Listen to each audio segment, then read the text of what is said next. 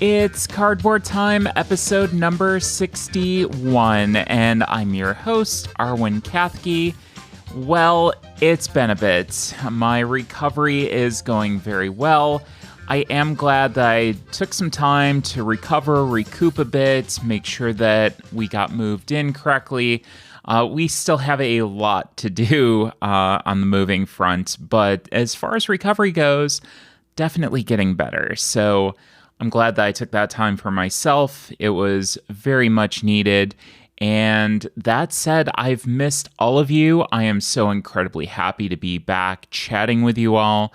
And I cannot wait to catch everybody up on what's been going on. So, on today's episode, we are going to be discussing Fantasy Realms and Marvel Remix, along with Dungeons, Dice, and Danger.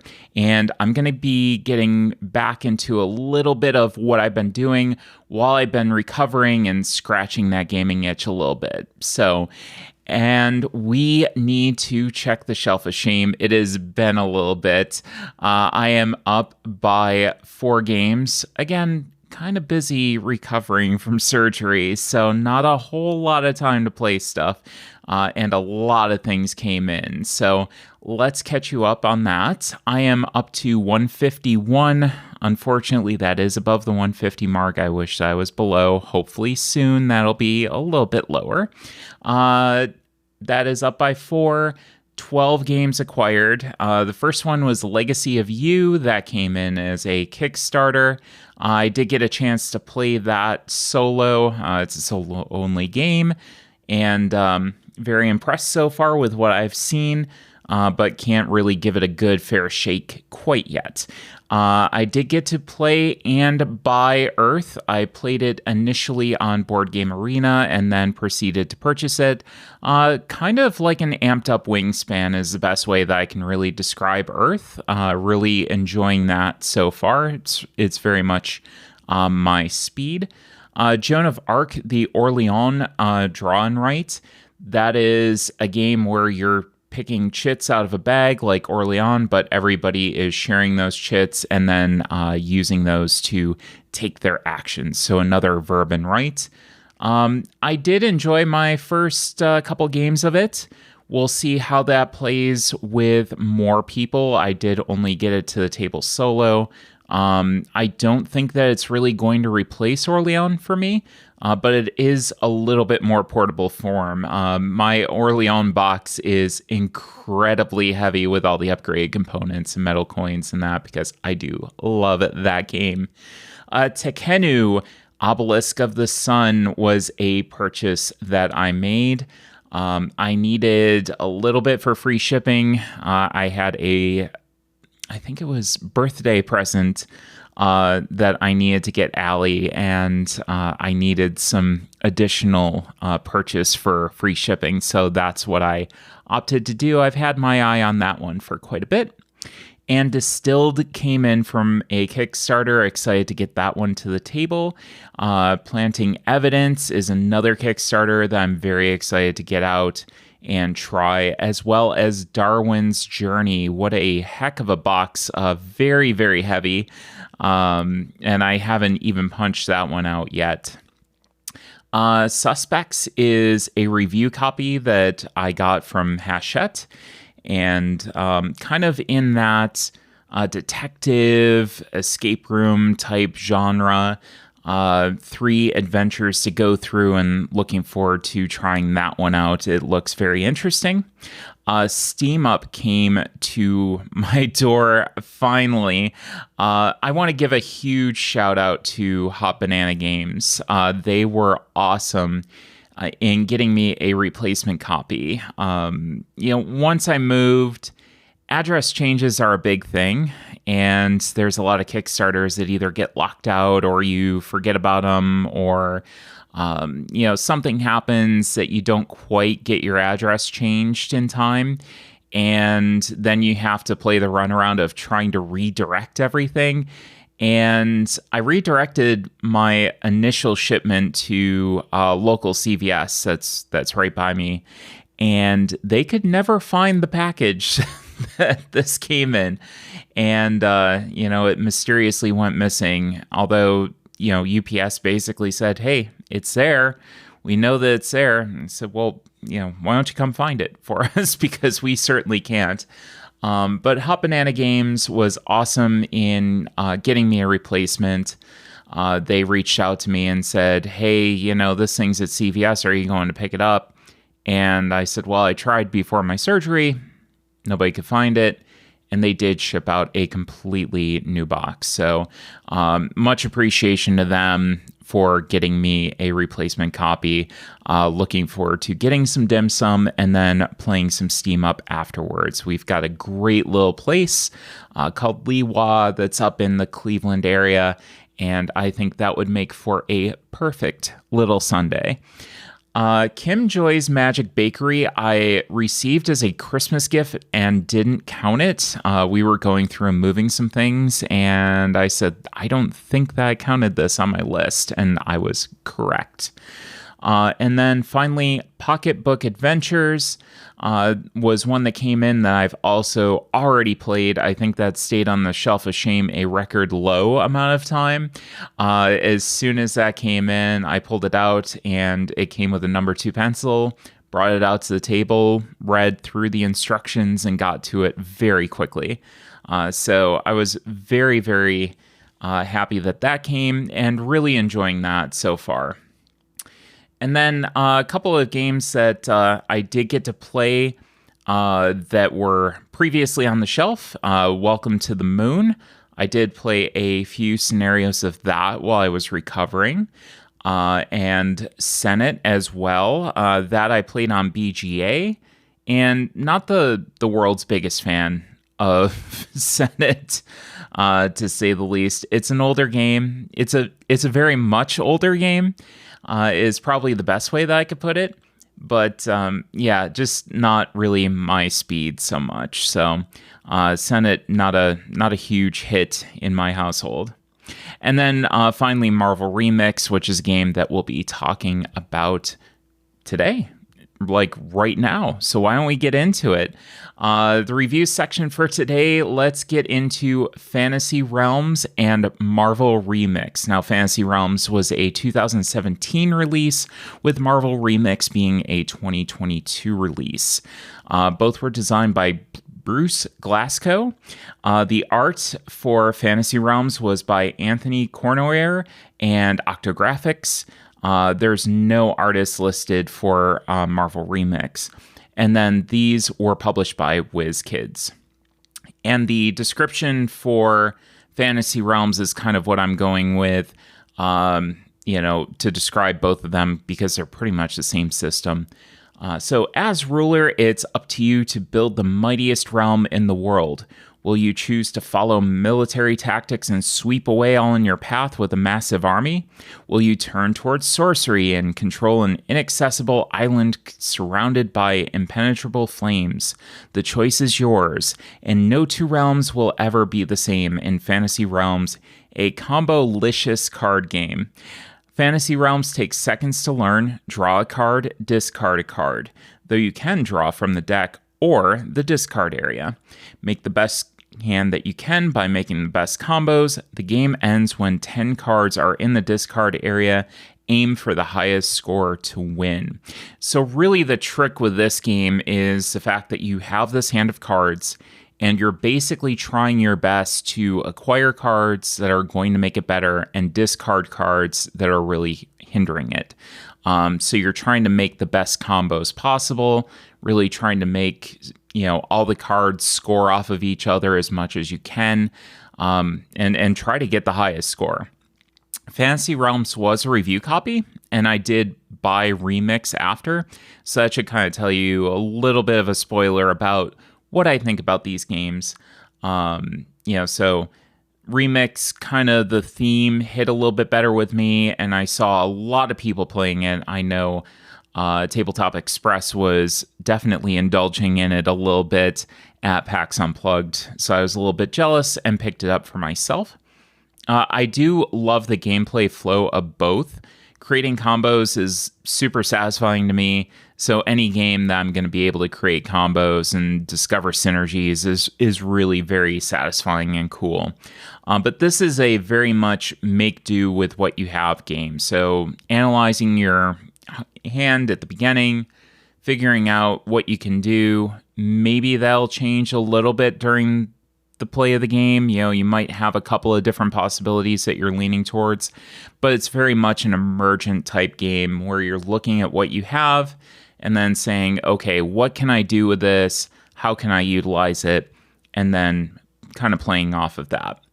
I do really also like the ability, and I've said this on previous podcasts, but controlling the pace of the game by either pulling from the deck or the discard. So if you're pulling from the deck, you're getting to that 10 cards in the discard pile faster. Whereas if you pull from the discard, it's going to slow the game down a little bit. So your ability to kind of control that flow is always really cool to me. I always really like that. I do find that this game plays better at lower player counts. Higher player counts can really leave you stuck with only a couple of chances to improve your hand, where that lower player count gives you the ability to control things a little bit more and give you a little bit more time. So, by the time that gets around to you, especially with like a 6-player game, it can be it can be kind of frustrating, especially if you're that last player, to get in and really improve your hand. So I like that smaller player count for this.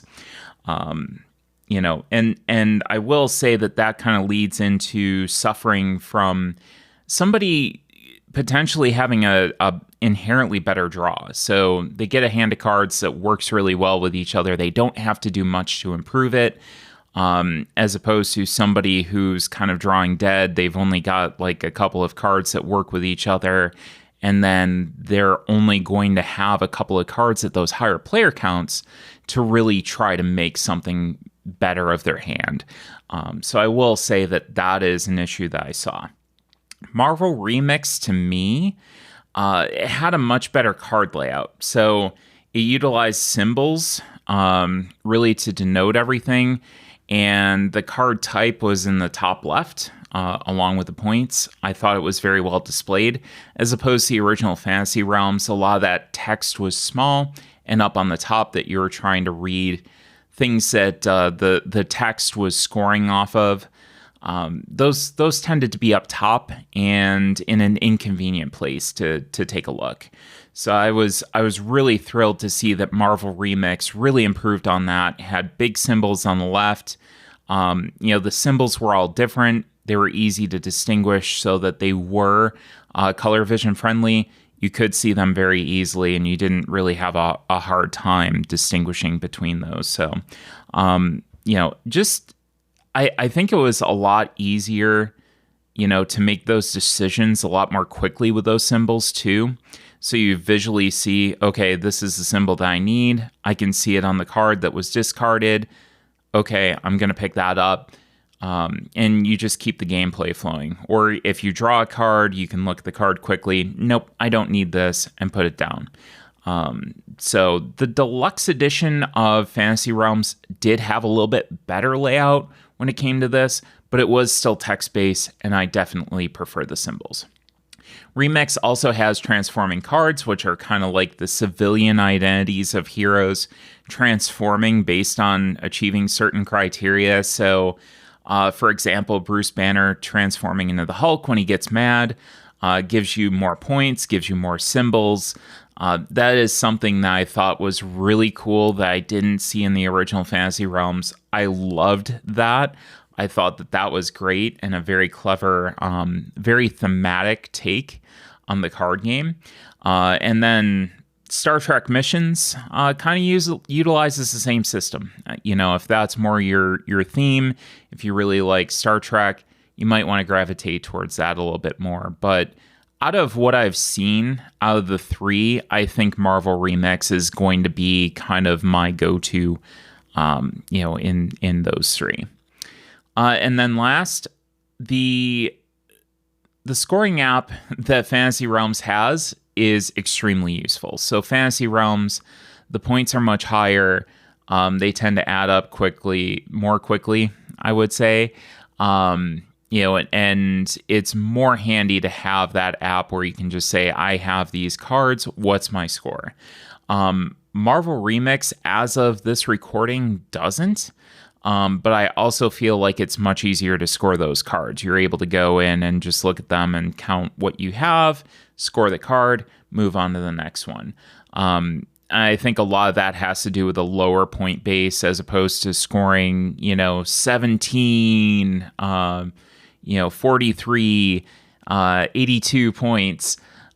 You're scoring like 8, 10, something like that. It's a little bit lower. And I do feel like it's an easier to score game. So not as difficult, but it would be nice to have, that scoring app that you could just go in, plug the cards that you have in, and have it spit out a score. So as far as my final judgment goes, I really do like the gameplay of both. But I do feel that Marvel Remix is going to be my go-to in the series. I would like to check out the Star Trek version of this as well, just to see what it does differently. I do like Star Trek as a theme, but probably the way that the cards are designed, I would prefer Marvel Remix over the other two iterations in the series. So I'm probably going to pass the main version of this game off to a friend so that they can play it, they can enjoy it. It's a very good game. I had a lot of fun with it, but I don't see the need to have two different versions of what is essentially pretty much the same game, and I do prefer Marvel Remix. So that is Fantasy Realms and Marvel Remix. And the next game that I want to talk about is one that I played quite a bit when I was recovering, and that is Dungeons, Dice, and Danger from 2022. This was designed by Richard Garfield, the art was by Cam Kendall, and published by Aaliyah. Gather your courage, pack your sword, and roll the dice as you journey through the realm in search of treasure and glory. In the roll and write game Dungeons, Dice, and Danger, you explore deep, dark dungeons filled with treasure and infested with monsters. Do you have what it takes to be a hero of legend? On the active player's turn, they roll 5 dice, 4 of which are white and 1 black. The active player is able to use all the dice to make 2 pairs, with the other players only able to make pairs using the white dice, unless they are able to use a special ability to use the black die. Those pairs are used to cross off rooms in order to get closer to point scoring opportunities deeper in the dungeon. If players can't utilize a pair, they lose a life, and players can be eliminated by losing all of their lives as they are ineligible to win. The game ends when all alive players have defeated all the monsters on their sheets. So this was one that I picked up at the PAX U flea market. I'd had my eye on it for quite a while and just kind of, any time that I would go to purchase it, something else came up, right? I just wanted to pick something else up. I had my sights set on, a heavier game or something like that. And then finally I saw this on the list. I picked it up. I think I paid $10 for it.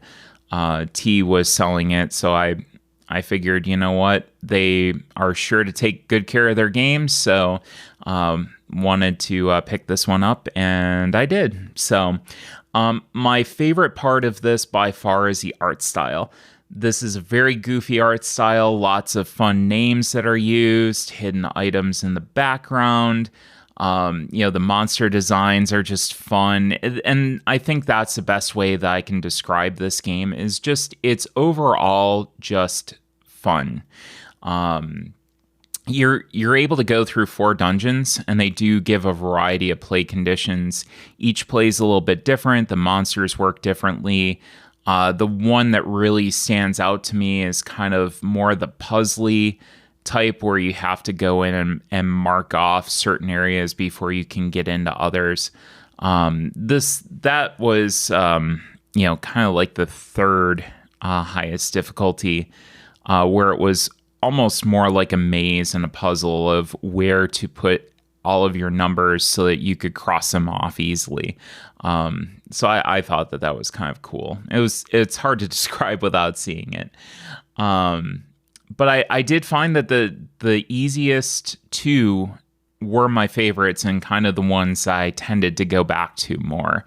I really did like those easier ones a little bit more, and I say easy with quotes, because it's just kind of less rules overhead, as far as ease goes. This game can be subject to bad luck, bad rolls you have without much opportunity to change up your luck if you don't have the special skills to do so. This does tend to hit a little bit harder in solo games, I found. In games that you're playing with others, it doesn't hit as hard. So this is an issue that can come up if you're really somebody that is luck averse and you really want something that's more of a straight up strategy game. This probably isn't going to be for you. Just because of that randomness and just because of all the dice rolls and the fact that you can get very unlucky with this game.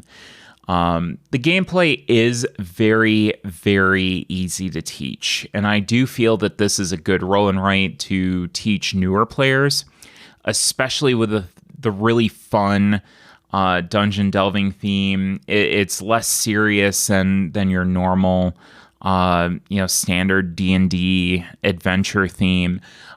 This I have found is a very good one to kind of get those newer players engaged and bring them in.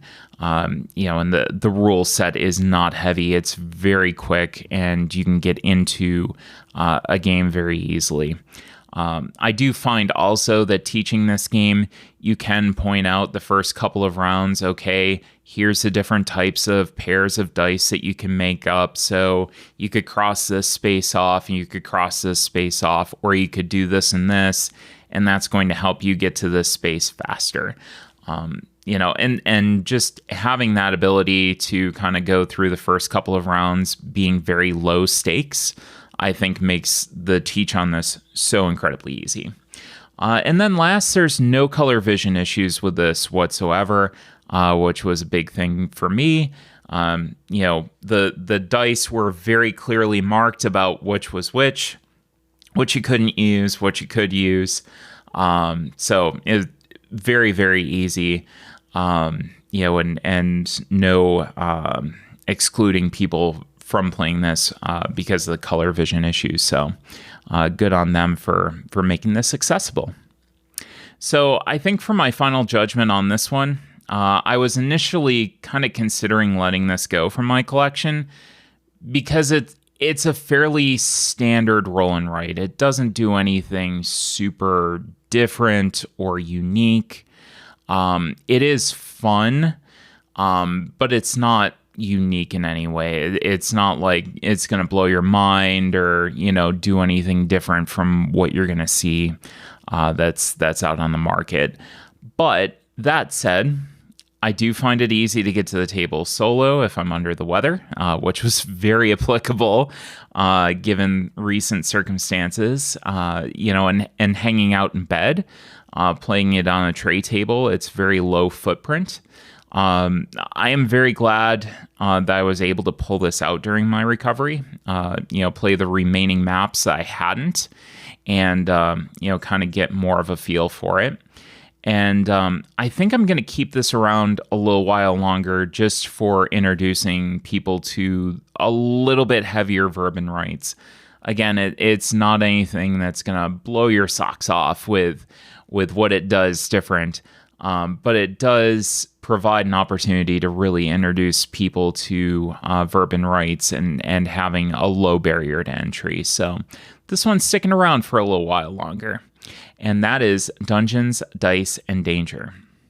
Well, stay tuned because coming up next, I'm going to be discussing gaming while recovering.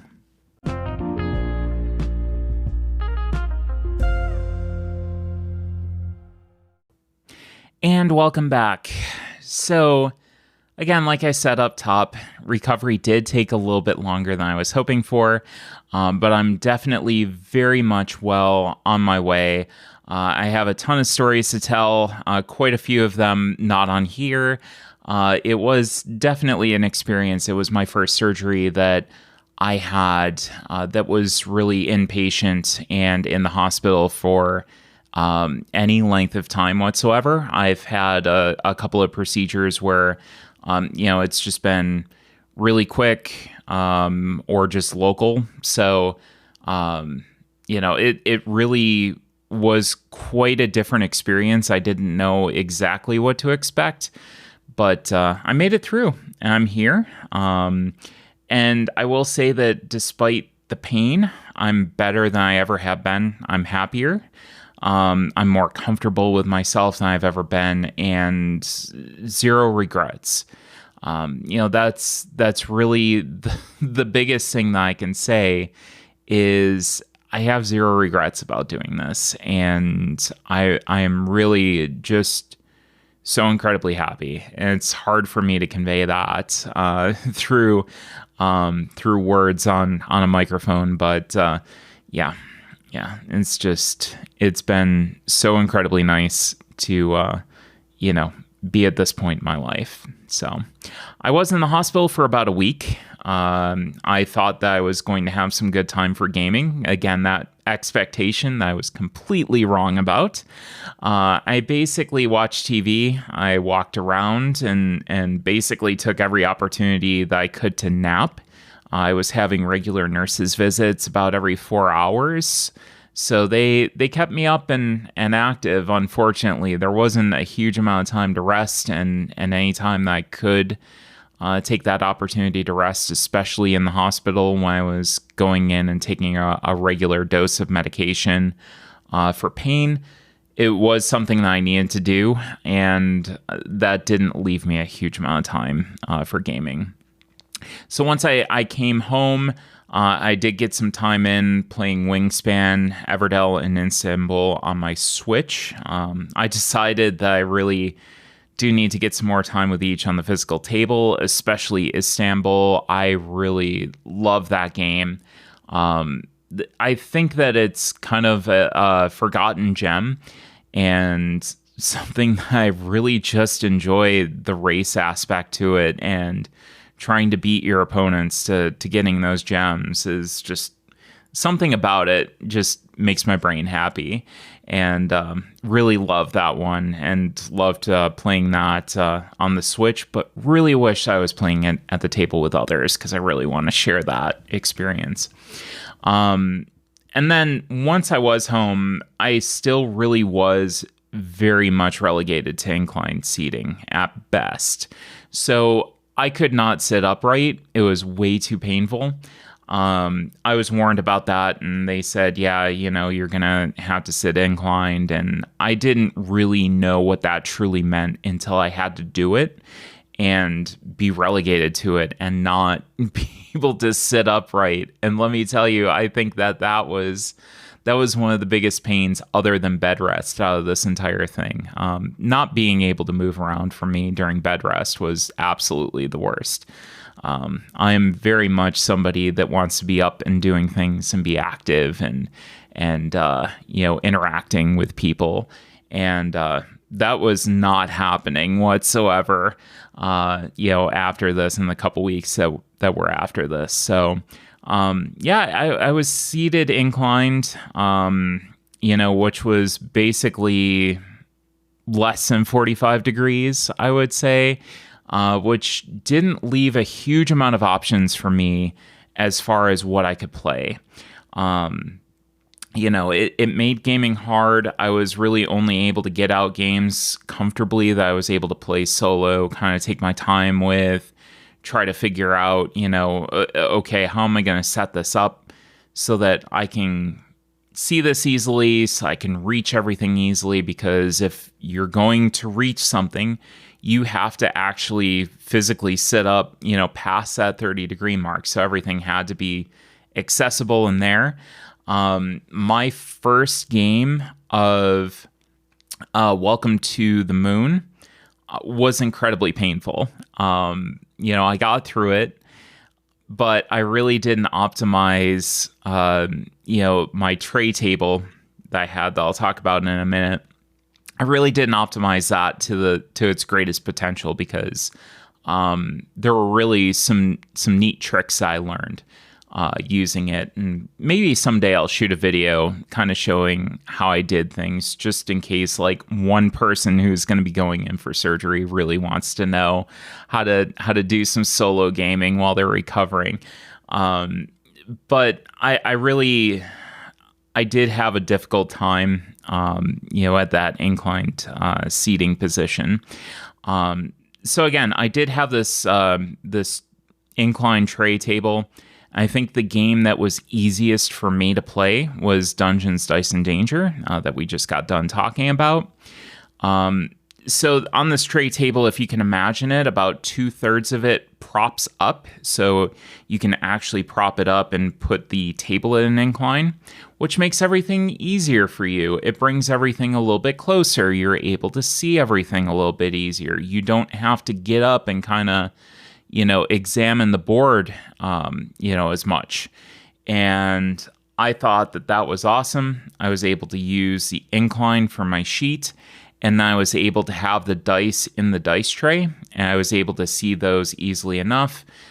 There was a blind spot in the box that, just basically I moved everything, right out and took the dice and, basically shifted them to an area that I could see, and that was it. So got a lot of games of that out to the table. Very happy that I was able to have something that I could play. So that was kind of my go-to. And then once I learned the nuances of that, I went back to Welcome to the Moon, and I put the 3 condition cards on the same side. So basically on the very left-hand side of, where that tray table incline was. And then I put the sheet, the dry erase board, basically on the right-hand side of the tray table. So I had my conditions there that I could see very easily. And then I put the sheet there so I could just mark it off. And then my 3 condition cards, or not condition cards, but basically the 3 cards that you flip over to play with and tell you, what options you have for each round. Those I put on the flat part of the tray table, and it worked out great. So really enjoyed that. Working smarter, not harder, and much less painful. That was good. And then finally, once I was able to sit up a little bit more, I was able to get Legacy of You out on the tray table as well. Left a little bit of it in the box. There's a great organization system that you're able to just kind of keep everything very organized. You put the cards back in the box when you need to. And then I put some of the cards, right next to me on the bed. So that worked out fairly well without too much pain. So I think overall this whole experience really made me appreciate a smaller footprint game a little bit more, not just a small form factor game.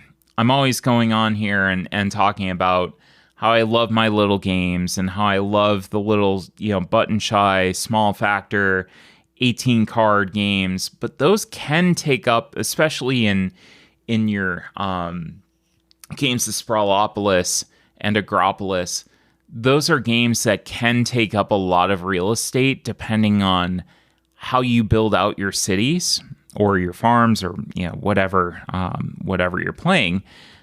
Those can take up a lot of space, and I found that these games that don't, especially roll and writes, are kind of a genre that repeatedly I'm able to go back to and just have a very small footprint, have everything to be very compact, accessible, easy.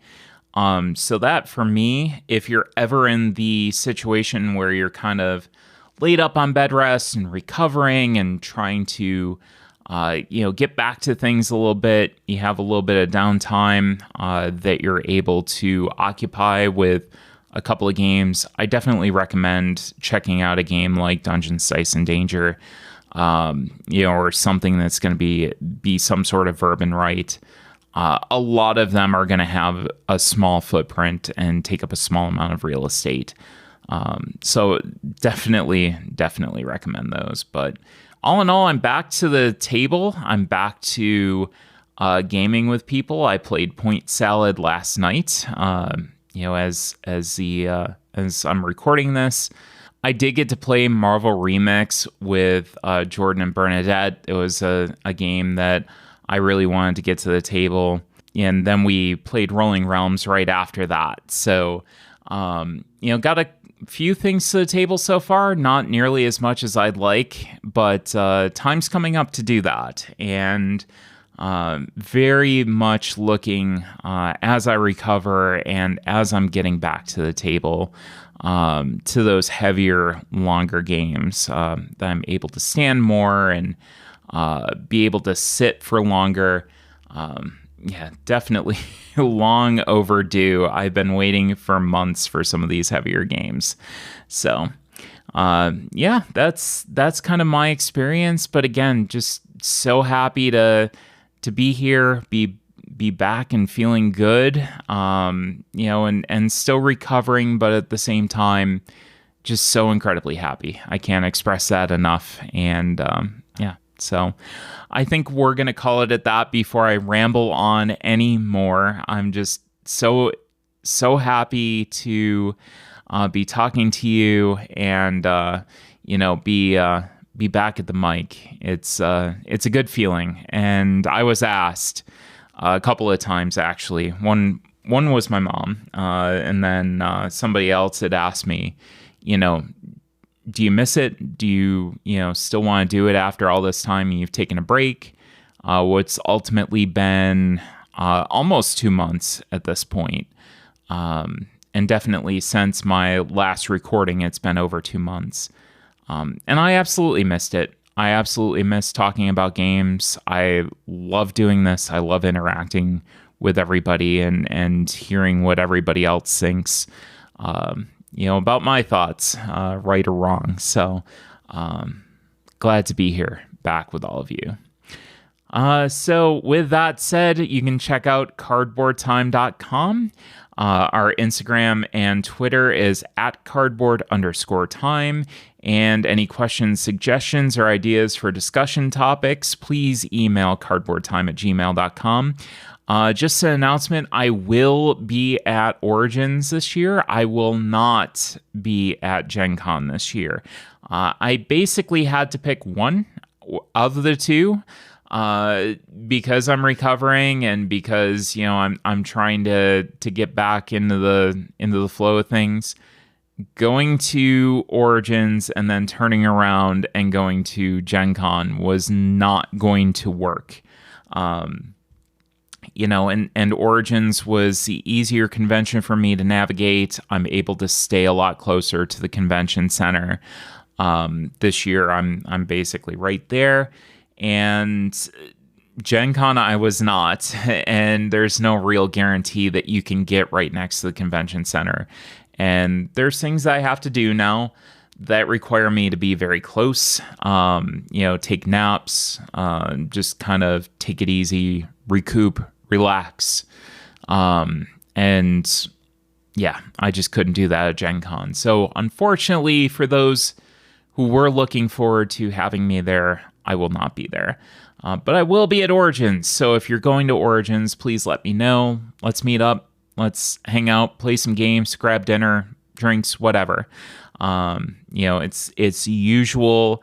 Don't be afraid to stop me, or, if I'm with Jamie, if I'm with anybody, don't be afraid to stop me and say hi, because, that's why we do this hobby. We like to share, and we like to share those experiences. So, as always, thanks again for listening, and we'll see you around the table in 2 weeks for another episode of Cardboard Time.